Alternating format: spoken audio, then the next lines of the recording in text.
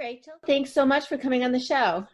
Hey, Joyce. Thanks for having me. You're welcome. And just to make sure people know who I'm talking to, this is Rachel Stuck. Rachel is a registered dietitian who works with Ixcela, and you can reach out to Ixcela, Ixcela.com for more information. They're very active on social media, so connect with them through the Ixcela.com website to be able to follow them on the social media platforms. Are you also on YouTube? Yes, we are on YouTube as well. Yeah. Yep, you can find a few cooking videos and even further information about the importance of the gut related to the brain. There's all sorts of good stuff on YouTube. Awesome. So for my viewers, how did you find out about Ixcela and about functional nutrition and all the stuff that you know that I know they don't teach us in school? Yeah, so well, I guess just a little bit about me real quick, just because it kind of trails into the story nicely. So I'm from Pennsylvania, Hershey, Pennsylvania originally, and then I went to a Pennsylvania state school called Westchester University for my nutrition and dietetics degree. And while I was at Westchester during my senior year, I actually lived on a farm in a barn, and I was in charge of stoking the fire in the middle of the night to continue to heat my little barn apartment. And while that is all really interesting, I think that that year was the first introduction for me into the importance of more of the integrative approach. And I was introduced to more of an integrative style of nutrition from Sally, the woman that I was living with, as well as her husband, Jim. And Sally was just the master of all the medicinal herbs and speaking to the importance of eating vegetables out of the garden versus from the grocery store. And we just kind of started this relationship of appreciating food and nutrition and health together. From there, I did some work within the culinary world, cooking for a nonprofit children's organization, and then just started my own practice of doing nutrition counseling and in-home meal prep. So kind of went away from integrative nutrition a little bit, was still able to practice just taking an approach of positivity and appreciation versus more of that approach of, don't eat this, avoid this, do more of this, which can be really exhausting. So I like to say that not only is the approach of the things that I recommend nutritionally a little bit more integrative, but also just the mindset rolling into creating a healthy lifestyle and intervention. I also just try to keep it more positive and lighthearted and make it a more full body and full life experience. So then I was able to meet our CEO here at Ixcela, Erica, through a mutual connection. And it just kind of further solidified my appreciation for, again, taking that more integrative approach and looking at something that is so extremely intriguing and exciting and new, and that being the gut microbiome and the role that it plays in the overall health and well-being for everyone, whether you are someone that suffers with some sort of GI chronic illness like IBS, or if you're just struggling to sleep at night. There's really a place that gut health plays, and again, just is the foundation of taking a more integrative approach to health and wellness as well. Mm-hmm. Beautiful, beautiful. I can see how it just happened organically. Yeah, that's a perfect way to explain it. So in the time that we have today, I want to make sure we touch on some major things. One is we want to talk about gut health in general, but because Ixcela, the company that you work for, has a unique offering, I wanted to just touch on what it is that company does, and then we can get back to the gut health. So this is a test that is offered, and there are lots of them on the market. This is a unique one that uses blood and looks at metabolites. Is that right? Yes. Okay.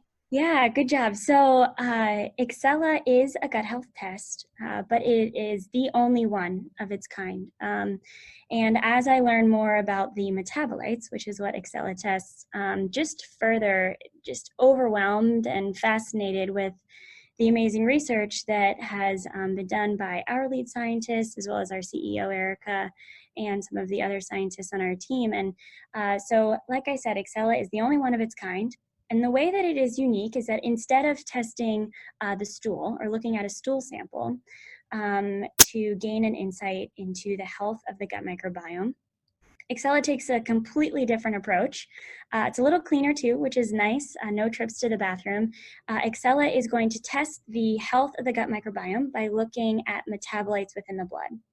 And these metabolites are unique because they are going to reflect the health of the gut microbiome as well as how well it is functioning.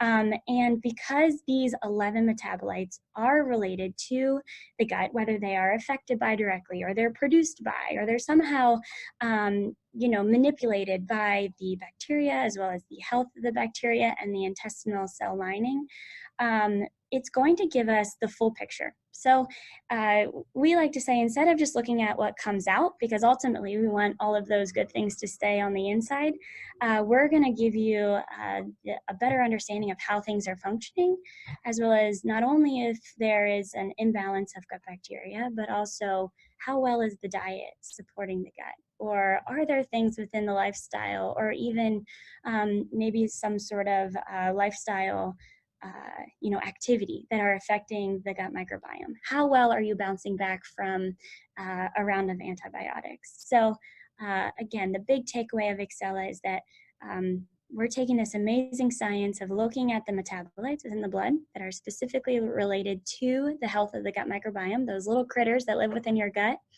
and giving you further insight into how well it's able to do its job. Great. Well, that gives us just some idea of why, how we can gauge the health beside what our own bodies are telling us. I'd love to circle back because some of the things that you've talked about, just all the different areas of things that can affect, and you really are looking at holistic. So I'm getting the sense that you're talking about sleep and stress and hydration and exercise and of course nutrition. All those things will affect the gut health. Yeah, absolutely. And it's, like everything that we are more confident about with health, we know that it's all this extremely complex system. There's a lot of unknown about the importance of the gut microbiome, other than the simple fact that we know that it is super important. So that being said, it's because it is so important and so essential to health and well-being.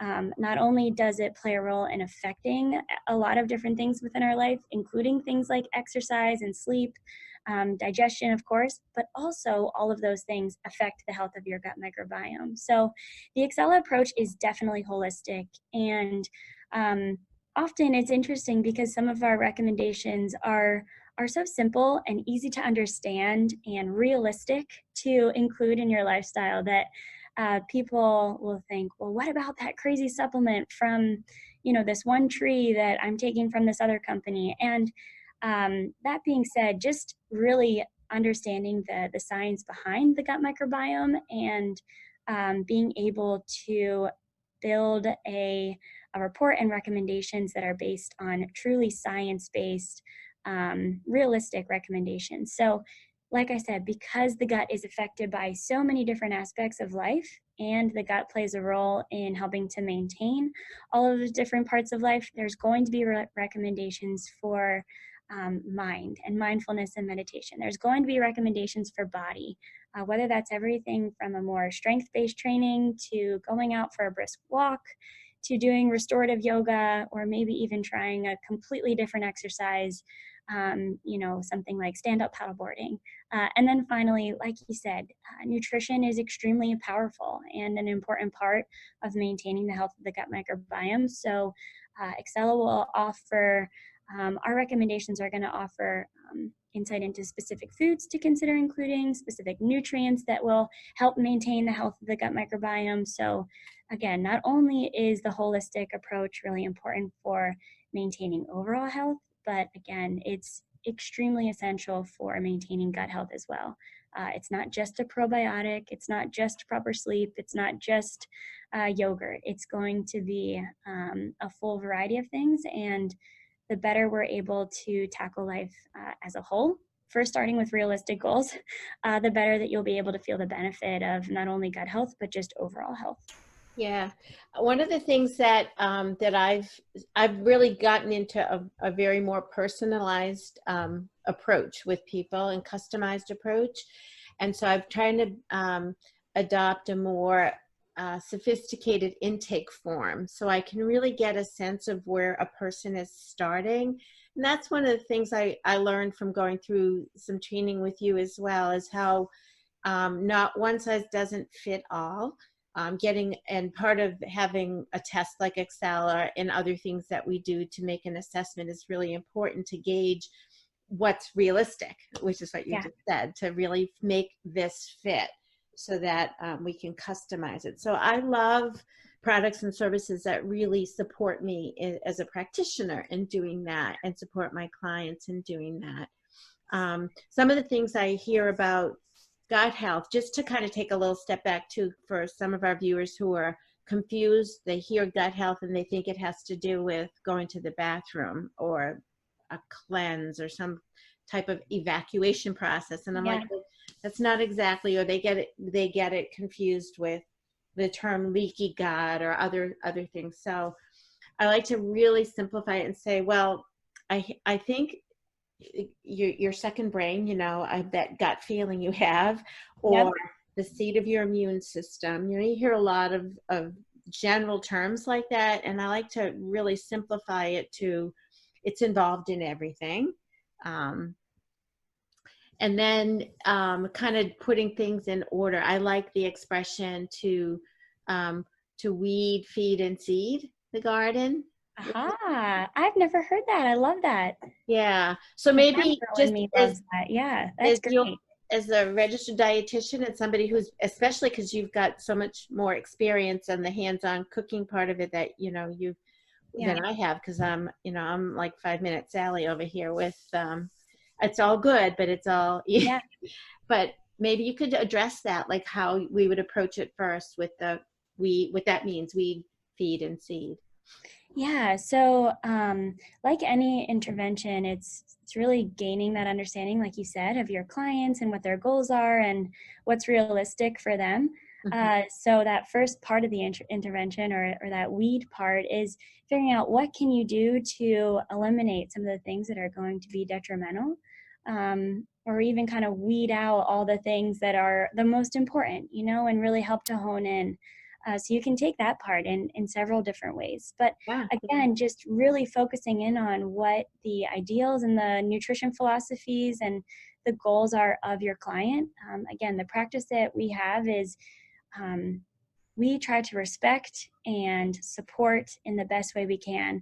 And that process of weeding out things and figuring out what is going to be of utmost priority to either exclude from the life or to really focus in and include in the life is I think almost the very most important piece, and sometimes it's skipped over and we go right into the part of feeding, or of even past that of seeding and trying to facilitate and further support a habit that hasn't even been created. So I think that first step of weeding is absolutely essential and the most important. For some healing too, right? There's oftentimes people are like, I want to come in and lose weight, and I'm like, whoa, let's calm things down first. Let's figure out where we are before we figure out where we're going.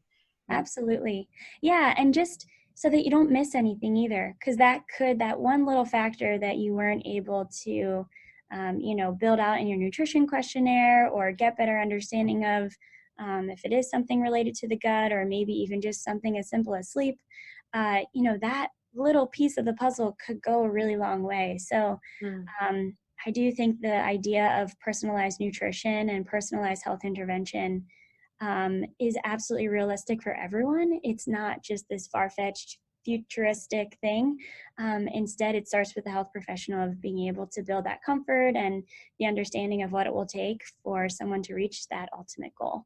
And to start with a bunch of really, really small, realistic goals so that they feel confident in moving forward. So yeah, step number one, I like that. Weed And then next is feed. So goodness, another one of my favorites because of the cooking piece of it. I love to feed people. But again, to focus in on the importance of nutrition philosophy and preferences and convenience, even budget at the grocery store, again, is essential for this success. And even more important, avoiding any of the stress that comes with nourishing our body. It should be positive. Food is such a good, feel good, healing process. If done in a way that is smart and educated and supported by a health professional like you. So it's really just rebuilding the foundation of feeding ourselves on something that is going to be positive and beneficial to overall health and supporting the gut microbiome. And then from there, starting to appreciate that feeling of the feed that we get from giving ourselves healing things so that we can then further grow and move into the seed portion of it. I love that. First of all, I love your positivity and your energy. You're just so warm and positive. And when I think of putting the fun in functional nutrition. Oh, another good one. I have to write all these down. I love this. And you just make it feel so inviting. And, a lot of my clients have guilt, shame. They feel like they've failed. You probably have met many that way as well with people who you serve. And I'm like, food should not be something that you're ashamed of. And yeah, sometimes we'll have something that's outside the main thing that we want to eat, but still it's a choice. And if you choose it, eat it, enjoy it. It should be an enjoyable experience. Yeah, that is so true. And even something, we have this guilt and shame and stress, and it comes from a lot of different places within our lifestyle, some things that we can't control. And food should never be the point of that. And even past that, I am Mrs. Positive. I know that. A way that I like to frame it for people, and I hope that this is a takeaway for people that are listening as well, is that instead of feeling that guilt and shame after having, something that you've deemed as not a good food to include in your diet, because in my opinion, all foods fit, but instead of using it as something that you feel really icky and not so great about, you lose sleep over it, you feel bad the next day, and you kind of let it snowball, instead use it as motivation. I think that I had this food that maybe doesn't pack in the nutrients that I would prefer. So my follow-up is going to be something that's going to make me feel good. And the eating something that isn't necessarily ideal for us, for me, it's ice cream. It feels good in the moment, but it doesn't feel good forever. So then it's following up with that really good thing that is going to kind of fill the other nooks and crannies that I want to fulfill within my diet. So big takeaway from the feed portion is, like Joyce said, don't have the guilt and all those feelings that we've somehow created around our nutrition. Instead, use it as something to motivate you and empower you to include something that's going to be healing to your body as a follow-up. I had a client talk to me about when she'd run into one of those episodes where she's chosen something she's deemed as not healthy. And I'm like, food has no moral value, but that's how she saw it.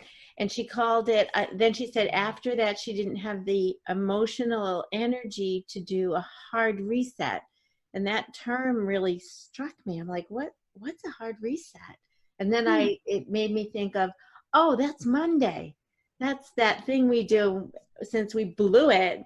We wait till Monday. And so then she had this like aha of, wait a minute, why am I defining hard reset like that? So it's a meal, it's a moment.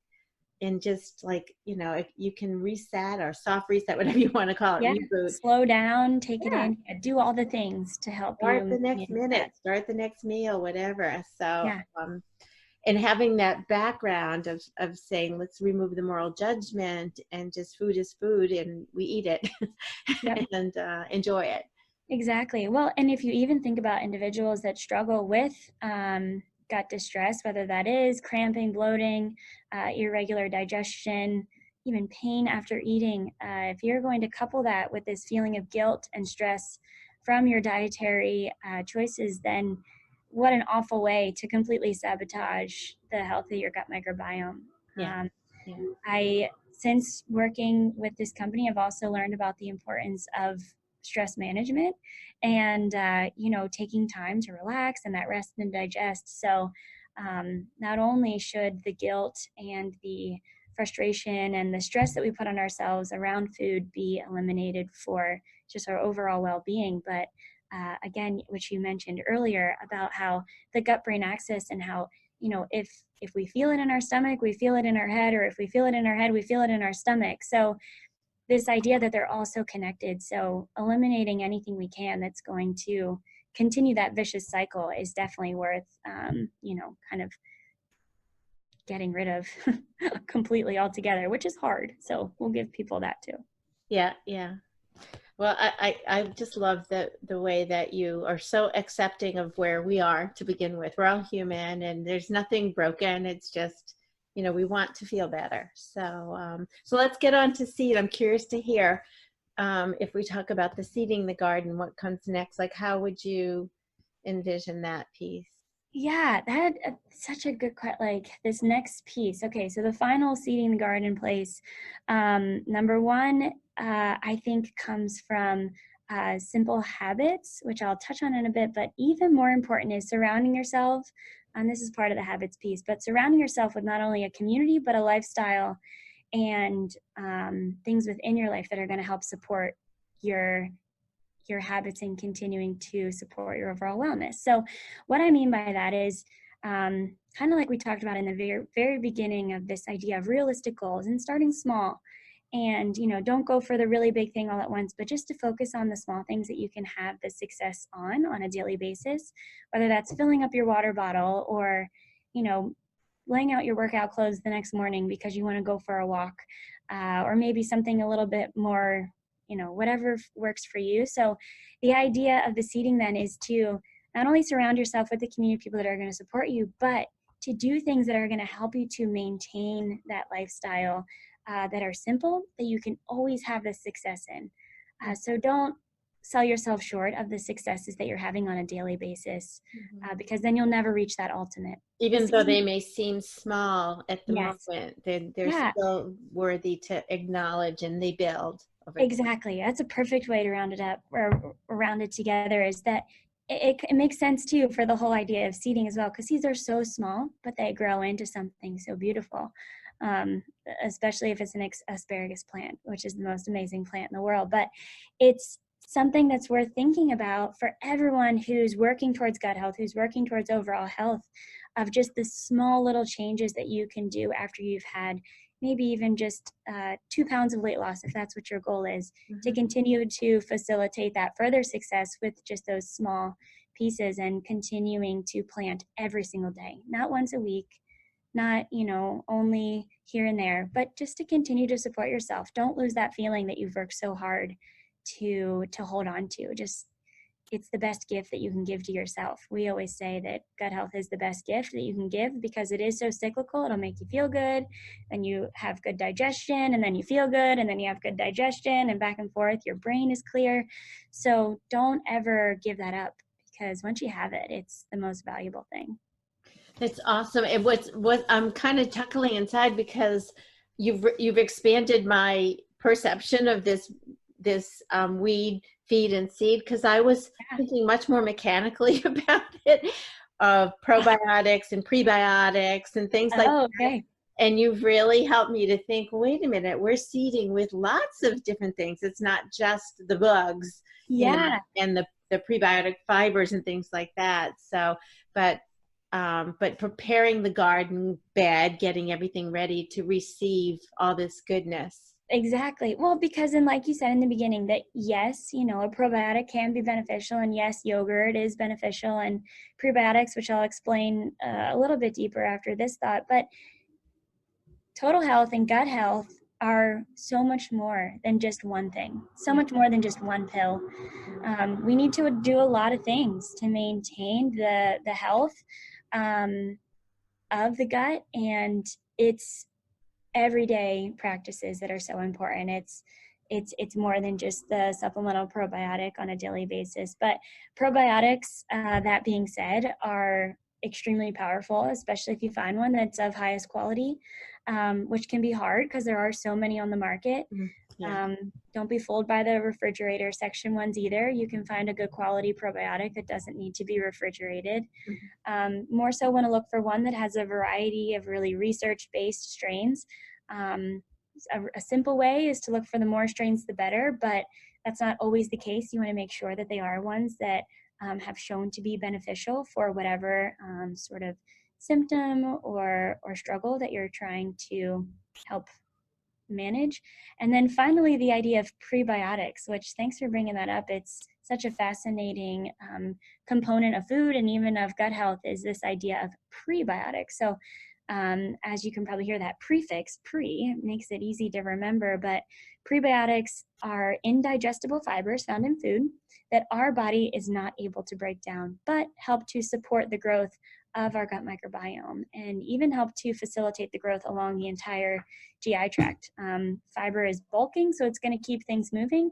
And in that case, it's also going to help to populate different parts of the gut microbiome by helping to move the bacteria through the entire GI tract. So yes, that seeding part on just a very basic level, pre and probiotics are a great addition, but work hard to find the other parts of your life too that help you to feel balanced and sleep well at night and keep that positivity as you continue to transition with goals and things.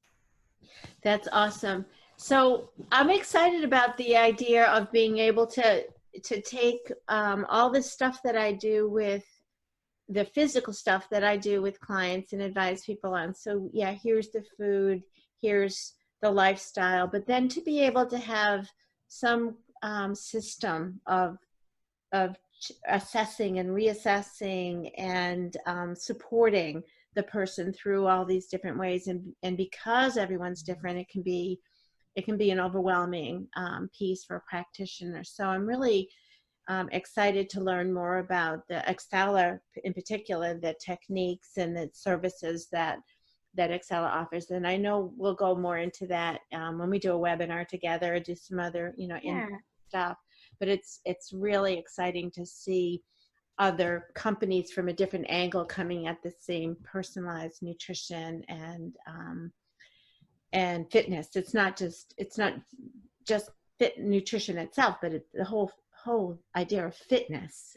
Yeah, definitely. And they're also important. And with the idea of the assessment tool, like you were saying in the beginning, that's your chance to learn about the person that you're working with and to really start to paint their entire, not only, snapshot picture of what they did in the last week, but some of maybe their full lifestyle picture and their full life journey of what they've been through and what has created the certain situation that they're working through at that moment.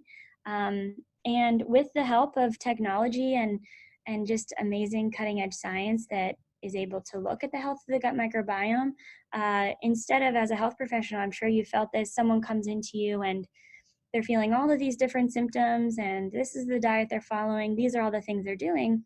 It's on you as the professional who's the expert in the field and able to kind of comb through what they're working with as far as symptoms goes and their current diet and lifestyle, to then play detective and say, okay, we're going to start right here. We're going to start with this time of the day with this sort of lifestyle intervention. And once we've mastered this, we're going to move on to this.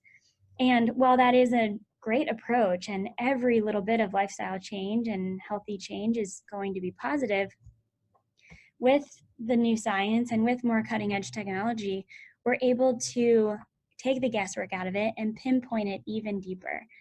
In the beginning, you might remember we talked about how learning, is there a gut bacterial dysbiosis that we need to manage? Is there something where the diet is lacking and someone who's following a vegan diet needs to maybe consider including a few small amounts of animal-based protein if they feel fit? Maybe they've been thinking about stopping their vegan diet for a while, or maybe they want to go vegan. So you want to be able to see how well their diet is continuing to support the health of their gut microbiome. And then finally deciding if, okay, they're coming to me because they think they need help with nutrition and weight loss, but I'm finding that from this test and from even learning more about them, that really it's their lifestyle and their lack of sleep that is causing a lot of stress on the body. And that's what we're seeing from maybe the Ixcela test results in particular, that we need to just focus on sleep and focus on getting that 8 hours first before we can move forward with some sort of nutrition or gym or going to a really intense fitness class, whatever it may be. So again, just utilizing tools and having tools in your toolbox to take the guesswork out of your lifestyle interventions and how to prioritize where to go next. I really appreciate you sharing your knowledge and letting us know more about this new science that's out there, but also just the foundation that you bring as an expert in nutrition and gut health. So I really appreciate learning from you and having more opportunities to chat.